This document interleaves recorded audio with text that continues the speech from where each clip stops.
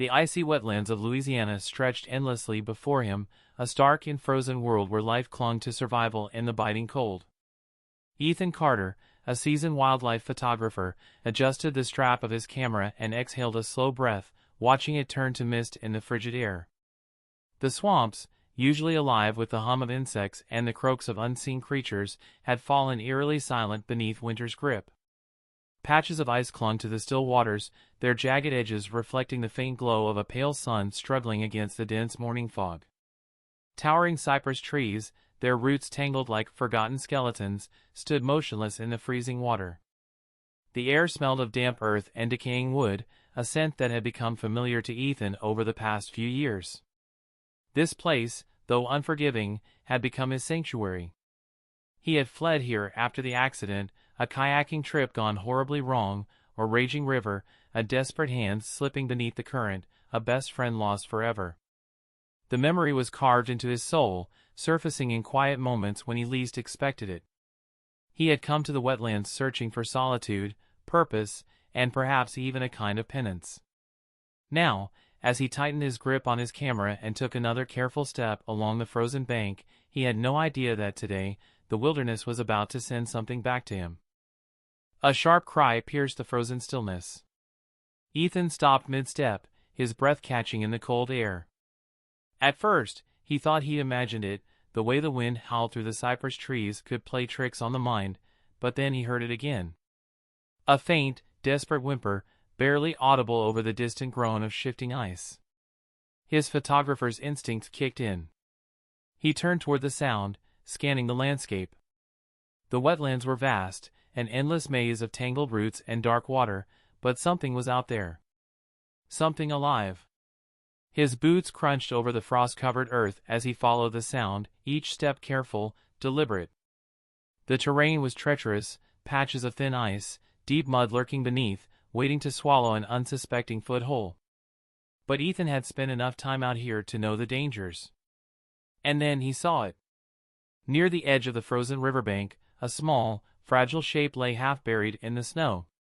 Ethan's heart clenched as he moved closer, dropping to one knee. It was a fishing cat cub, its sleek fur now matted with ice and grime. The poor creature was soaked through, trembling violently, its tiny paws curled close to its chest in a futile attempt to conserve warmth. Fishing cats were elusive, built for the marshlands, their webbed paws making them exceptional swimmers. They weren't supposed to end up like this, helpless, stranded, barely clinging to life. Ethan's trained eyes scanned the ground. No tracks. No signs of a mother. No indication of how the cub had ended up here. It didn't make sense. A wild cub this young wouldn't be alone unless something had gone terribly wrong. And yet, there was no evidence of a struggle. No predator prints. No drag marks. Nothing. It was as if the cub had simply appeared in the snow. Ethan hesitated, his instincts warring inside him.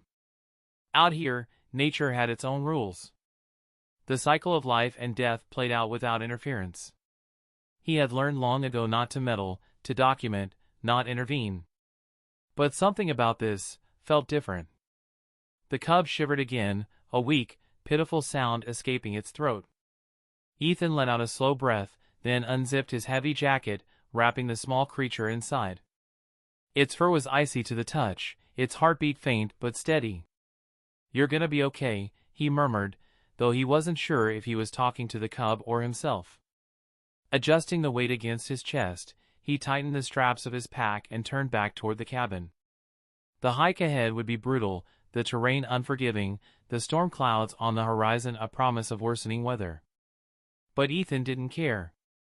Because as he trudged through the endless, frozen wilderness, a single thought gnawed at the back of his mind. If this cub was running from something, what the hell was it running from?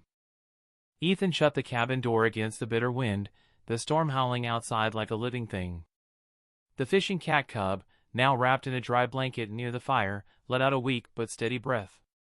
Its fur was still damp, its tiny body curled in exhaustion. "You made it, little guy," Ethan murmured, crouching beside it. "Ridge. That's your name now." The cub twitched at the sound, eyes flickering open for just a moment before sleep claimed it again.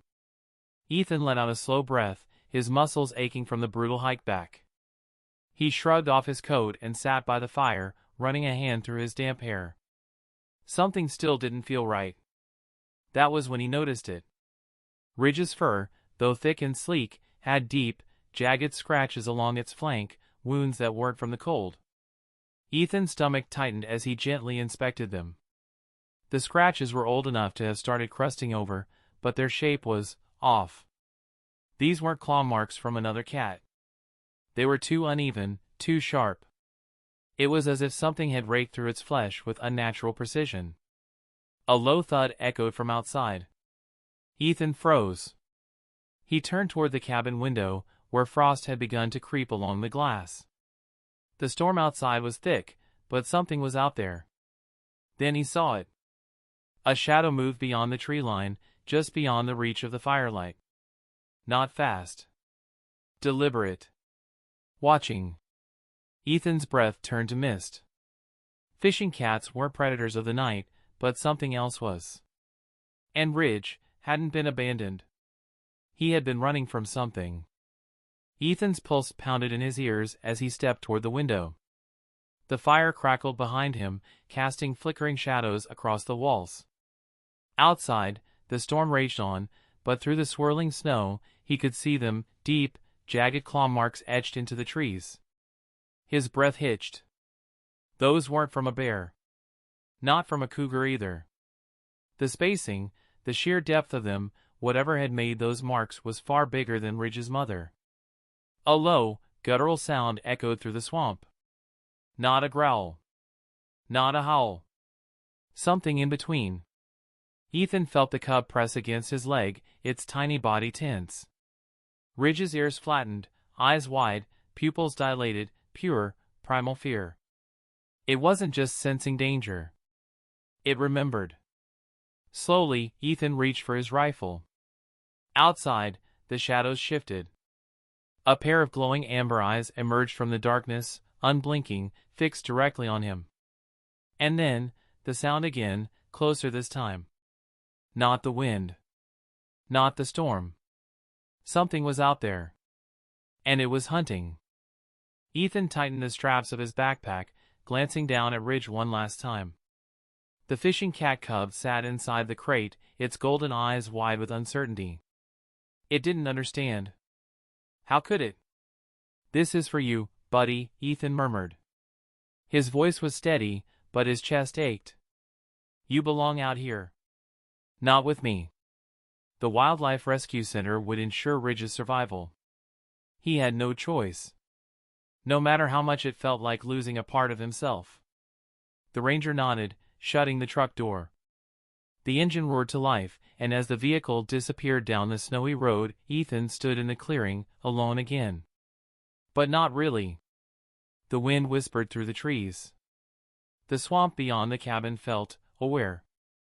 As if something unseen still watched from the shadows. Days later.